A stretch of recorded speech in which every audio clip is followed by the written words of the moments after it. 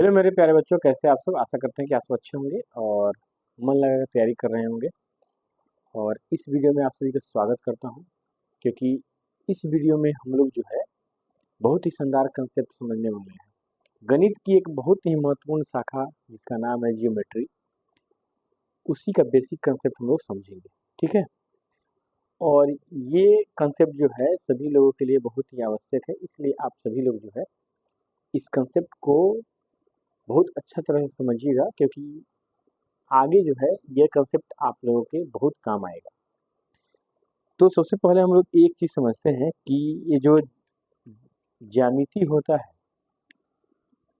ज्यामिति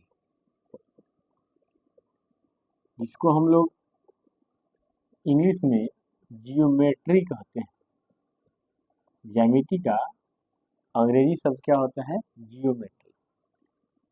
अगर हिंदी शब्द की बात करें तो हिंदी भी यहाँ पे दो शब्दों से मिलकर बना है, एक ज्या और दूसरा मिति। ज्या का अर्थ भूमि से लगाया जाता है, यानी पृथ्वी से लगाया जाता है, धरती से लगाया जाता है, और मिति का अर्थ जो है ना मापन से लगाया जाता है। ऐसा माना जाता है कि प्रारंभ में जब लोग ज्यामिति शब्द का उपयोग करते थे तो भूमि मापन के लिए करते थे। ठीक है, भूखंड को मापने के लिए करते थे। अगर बात करें अंग्रेजी शब्द तो पहला है जियो। जियो का मतलब होता है अर्थ, अर्थ का मतलब है पृथ्वी। और दूसरा शब्द है मीट्रिन। मीट्रिन मीट्रिन या इसको हम लोग ऐसे भी कह सकते हैं, मेट्रॉन भी कह सकते हैं, यानी मेजरमेंट भी कह सकते हैं। मेजर, टू मेजर यानी माप, यानी माप। ठीक है। अर्थ का मतलब आप जानते ही हैं, पृथ्वी यानी धरती, भूमि जो भी कह सकते हैं कह दीजिए। तो इस तरीके से ये जो ज्यामिति होता है, ज्यामिति गणित की वह शाखा होती है जिसमें हम लोग विभिन्न प्रकार के आकृतियों के, विभिन्न प्रकार के ज्यामितीय आकृतियों के बारे में अध्ययन करते हैं, और उससे संबंधित जितने भी कंसेप्ट होते हैं, सिद्धांत होते हैं, उन सभी का हम लोग विश्लेषण करते हैं, अध्ययन करते हैं। इस तरीके से हम लोग ज्यामिति की परिभाषा लिख सकते हैं। तो ज्यामिति की परिभाषा क्या होता है? ज्यामिति, ज्यामिति गणित की वह शाखा है, वह शाखा है जिसके अंतर्गत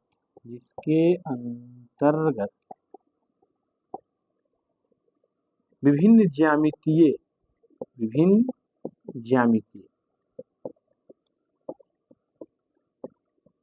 आकृतियों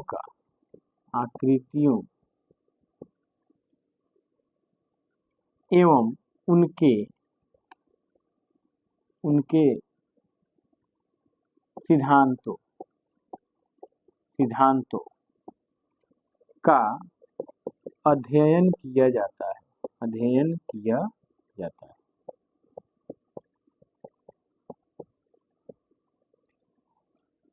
एक बार जान लें मेरे प्यारे बच्चों कि ज्यामिति की कहानी एक डॉट से शुरू होती है, एक बिंदु से शुरू होती है, एक पॉइंट से शुरू होती है।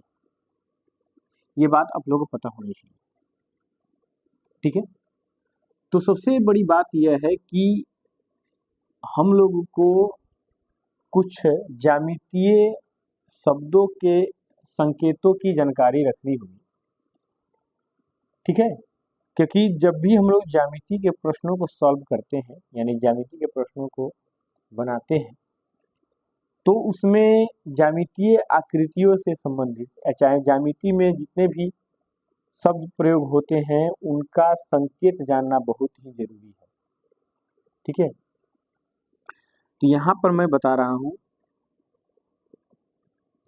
ज्यामिति में प्रयुक्त शब्दों के संकेत, ज्यामिति में प्रयुक्त शब्दों के नाम एवं संकेत, ये पहले हम लोग समझ लेते हैं। क्योंकि ये इनिशियल पॉइंट है मेरे प्यारे बच्चों, इनिशियल पॉइंट है। ठीक है, सबसे पहला चीज ये होता है बिंदु,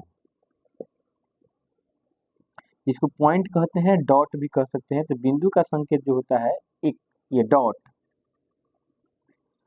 दूसरा होता है रेखा, रेखा का संकेत देख लीजिए ऐसे होता है। उसका होता है किरण, किरण का संकेत ऐसे होता है। उसके बाद होता है रेखाखंड, रेखा का संकेत ऐसे होता है। अब जान से मान के चलिए कि अगर एग्जाम्पल बतलाना हो कि अगर बिंदु ए लिखना हो तो बिंदु लिख करके ए लिख देते हैं, रेखा ए बी लिखना हो तो ए बी लिख करके रेखा का संकेत लिख देते हैं, किरण ए बी लिखना हो तो किरण ए बी, ये किरण ए बी है, और रेखाखंड ए बी लिखना हो तो रेखाखंड ए बी है। तो बिंदु के लिए एक अक्षर का प्रयोग किया जाता है, आप लोग ध्यानपूर्वक देखिए। रेखा, किरण, रेखाखंड के लिए दो अक्षरों का प्रयोग किया जाता है, दो पॉइंट का प्रयोग किया जाता है। ए बी है, ए बी के ऊपर ये दोनों एरो वाला संकेत रहे तो रेखा है, एक एरो रहे तो किरण है, और कोई भी एरो नहीं, दोनों तरफ कोई एरो नहीं रहे तो उसको रेखाखंड कहते हैं। अब इसका परिभाषा ही है, रेखा के दोनों सिरों की ओर अनिश्चित रूप से बढ़ाई जा सकती है। किरण में एक इंड पॉइंट, एक अंतिम सिरा होता है और एक तरफ जो है अनिश्चित रूप से बढ़ाई जा सकती है। लेकिन रेखाखंड की बात करेंगे तो रेखाखंड में ठीक है ना, दोनों अंत बिंदु होते हैं, मतलब दो अंत बिंदु होते हैं, मतलब दोनों तरफ अनिश्चित रूप से नहीं बढ़ा सकते हैं। ठीक है, ये हो गया बिंदु, रेखा, किरण, रेखाखंड। ये बेसिक चीजें हैं, ये बेसिक शब्द हैं। और ज्यामिति की कहानी एक पॉइंट यानी एक डॉट से शुरू होती है और डॉट से पूरा विस्तृत होते चला जाता है। ठीक है, तो यहाँ से हम बेसिक कंसेप्ट इसलिए दे रहे हैं ताकि आप लोग जो है इसको बहुत अच्छा तरह से समझ लीजिए। ठीक है, रेखाखंड के बाद होता है कोण। कोण तो आप जानते ही हैं, जब एक बिंदु से दो किरणें निकलती है तो दोनों किरणों के बीच का जो स्लोप होता है, झुकाव होता है, ढाल होता है, उसको हम लोग कोण कहते हैं। क्या कहते हैं? कोण की संज्ञा देते हैं। ठीक है, तो कोण का संकेत यह होता है। ठीक है, इसको ऐसे लिख सकते हैं, कोण ए बी सी लिख सकते हैं। अब ए बी सी में जो देखिए कोण, कोण किस शीर्ष पर बना है यह भी जानना बहुत जरूरी है। देखिए बीच में, मिडिल में जो मतलब अक्षर रहेगा ना, जो अक्षर रहेगा उसी बिंदु पर कोण निर्मित हुआ है। जैसे कि एग्जाम्पल बता दें, ये मान के चलिए यह बी है, बी से यहाँ निकला ए, यहाँ निकला सी, यह हो गया आपका ए, यह हो गया बी, यह हो गया सी, यह हो गया सी। इस कोण के दो नाम हो सकते हैं, या तो ए से स्टार्ट कीजिए बी और सी तक जाइए, या सी से स्टार्ट कीजिए बी और बी से होते हुए ए तक जाइए। यानी इस कोण के दो नाम, कोण ए बी सी भी लिख सकते हैं या कोण सी बी ए भी लिख सकते हैं। और ये दोनों परिस्थिति में आप लोग देख सकते हैं मेरे प्यारे बच्चों कि बीच में बी ही आ रहा है, इसका मतलब यह कोण जो है ना बी शीर्ष पर स्थित है। तो कोण के दो भाग होते हैं, आप लोगों को पता होना चाहिए कि एक होता है शीर्ष और दूसरा होता है भुजा।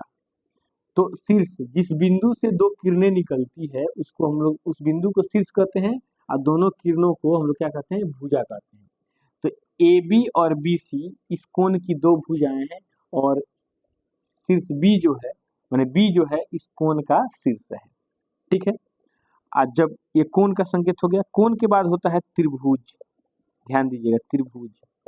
तो त्रिभुज का संकेत, ये कोण का संकेत है और इसको ऐसे मिला दिया जाए तो त्रिभुज, मतलब डेल्टा इसको कहते हैं। त्रिभुज ए बी सी, ठीक है, त्रिभुज हो गया। त्रिभुज के बाद होता है चतुर्भुज। चतुर्भुज के लिए हम लोग क्या करते हैं? चतुर्भुज के लिए ऐसे हम लोग एक लाइन मतलब कि आकृति बना देते हैं और बताते हैं कि ये चतुर्भुज है। ठीक है, उसके बाद वृत्त। वृत्त के लिए संकेत यह है। ठीक है, अगर इसको ऐसे भी लिख सकते हैं, सी ओ आर के रूप में व्यक्त किया जा सकता है। मतलब एक वृत्त है जिसका केंद्र ओ है और उसका त्रिज्या आर है, मतलब आर त्रिज्या वाला एक वृत्त है जिसका केंद्र ओ है। चाहे ऐसे भी कह सकते हैं, केंद्र O और R त्रिज्या वाला एक वृत्त है, इस तरीके से हम लोग कह सकते हैं। बात समझ में आ रहा है कि नहीं आ रहा, बताइए। अब देखिए मेरे प्यारे बच्चों, कुछ और संकेत होते हैं जिनको जानना बहुत जरूरी होता है।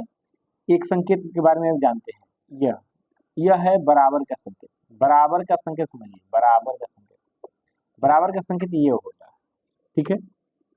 बड़ा का संकेत आपको पता है ऐसे होता है, छोटा का संकेत आपको पता है ऐसे होता है, ठीक है। बड़ा और बराबर का संकेत ऐसे होता है, बड़ा और बराबर, इसका संकेत जो होता है ना ऐसे होता है। छोटा और बराबर, हालांकि ये सब चीज जो है ना, मतलब कि हर चीज में काम आता है। ये सब चीज तो केवल ज्यामिति में काम आता है, लेकिन ये चीज जो है हर चीज में काम आता है ना। तो इसको आप क्या बोलते हैं ना कि हर चीज, मतलब हर गणित की शाखा में प्रयोग आप लोग कर सकते हैं, ठीक है ना। छोटा और बराबर में क्या होता है, ऐसे होता है। ये चीजें जो है, ये जो मैंने लिखा है यह गणित की प्रत्येक शाखा में आपको देखने को मिल सकता है, ठीक है ना कहीं जरूर देखने को मिलेगा। लेकिन बात करें ज्यामिति की, ज्यामिति में ये सब शब्द जो है, इसको मैं ऐसे ऐसे इसको घेर देता हूँ ताकि लगे कि हाँ ये ज्यामिति में भी हो सकता है और या अन्य गणित की शाखाओं में हो सकता है। अब देखिए वृत्त हो गया। वृत्त के बाद सबसे महत्वपूर्ण चीज ये है कि समझना है, ध्यान दीजिएगा। यह हो गया आपका प्रतिच्छेदी रेखा, ठीक है ना। प्रतिच्छेदी रेखा इसको कह सकते हैं, प्रतिच्छेदी रेखा कह सकते हैं।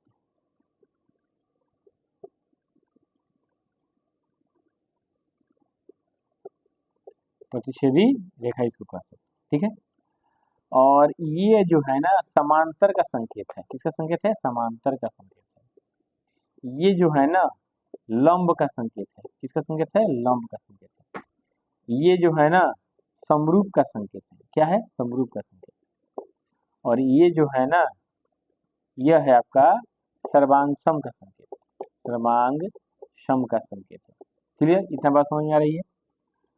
प्रतिच्छेदी रेखा, समांतर रेखा, लंब, समरूप, सर्वांगसम, ठीक है ना। और एक और चीज होता है ऐसे करके थोड़ा छोटा, यह संगत का संकेत है। क्या है, संगत का। बात समझ में है।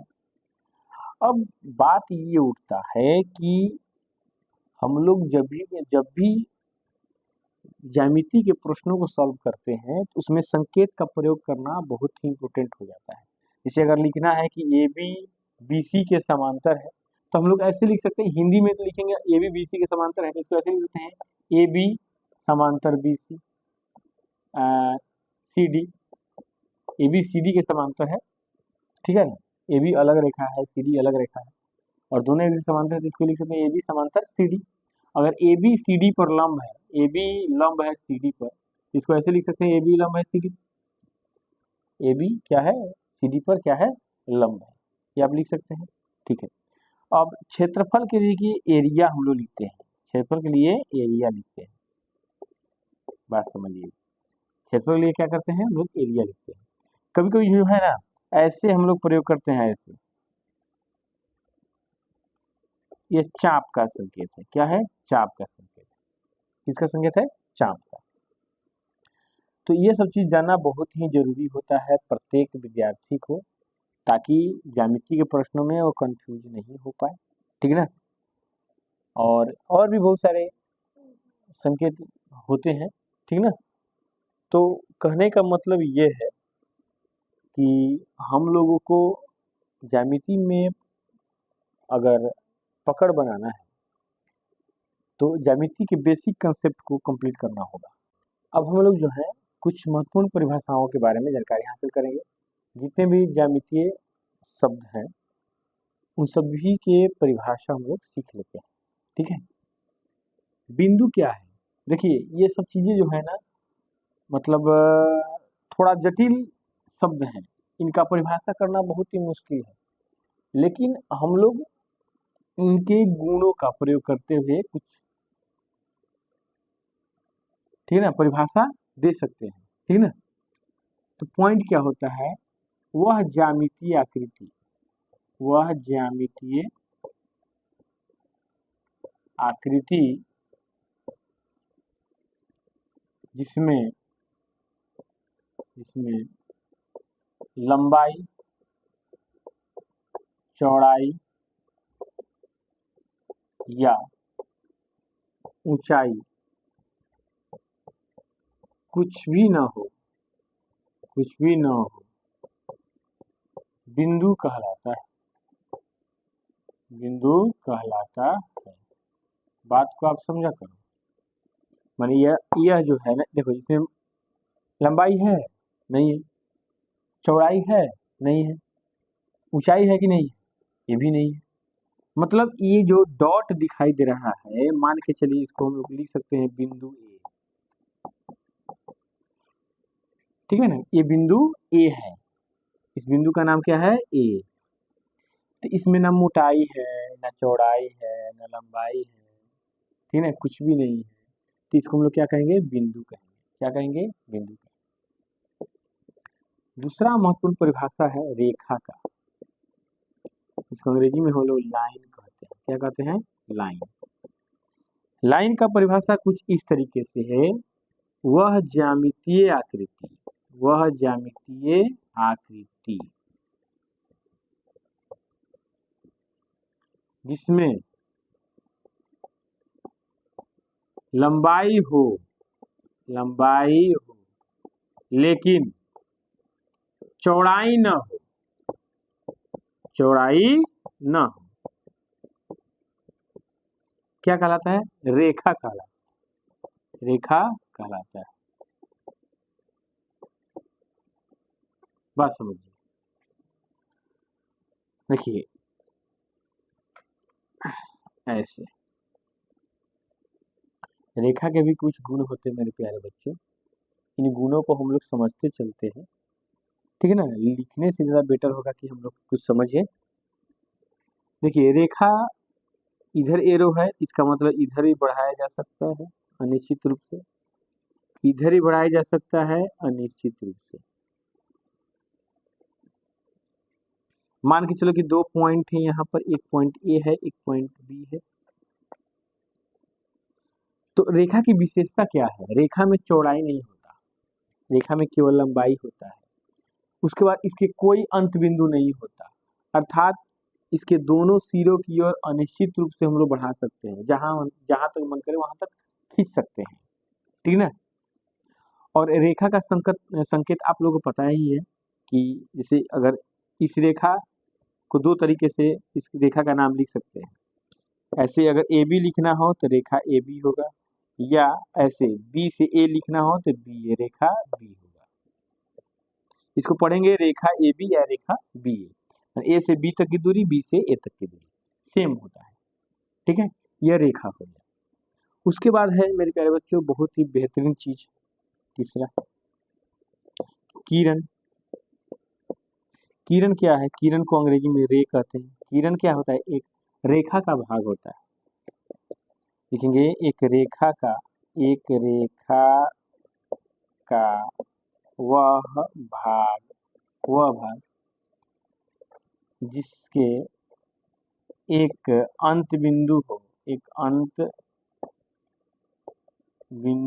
हो, तथा जिसके एक सिरे को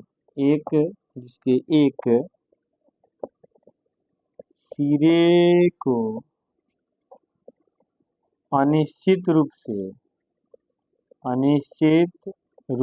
से बढ़ाई जा सके क्या कहलाती है, किरण कहलाती है।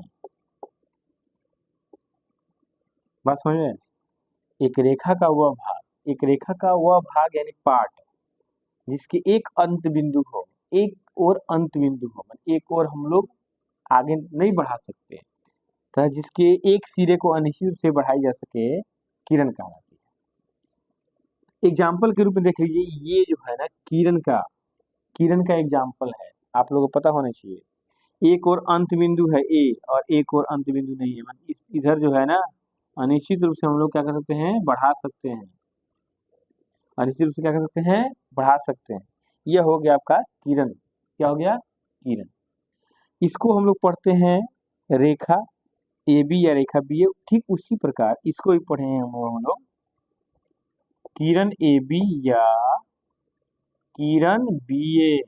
इसको कहें किरण, ठीक है, ए बी या किरण बी ए। बात समझ में आ रही है? तो आज इतना ही। फिर हम लोग इसके अगले वीडियो में हम लोग इसके आगे का कंसेप्ट समझेंगे, ठीक है। और ये कंटिन्यू चलेगा क्योंकि ज्यामिति का बेसिक कंसेप्ट हमें क्लियर कर देना है, ठीक ना, ताकि आप लोग के एग्जाम के लिए बहुत ही हेल्पफुल रहेगा। पूरा कंप्लीट कर देंगे, उसके बाद हम लोग क्लास 10th के चैप्टर 6 की ओर हम लोग बढ़ेंगे, ठीक है ना। चलिए मिलते हैं नेक्स्ट वीडियो में। तब तक के लिए आप लोग पढ़ाई जारी रखिए, मन लगा पढ़ाई कीजिए और अपने माता पिता के सपनों को साकार कीजिए। जय हिंद, जय भारत।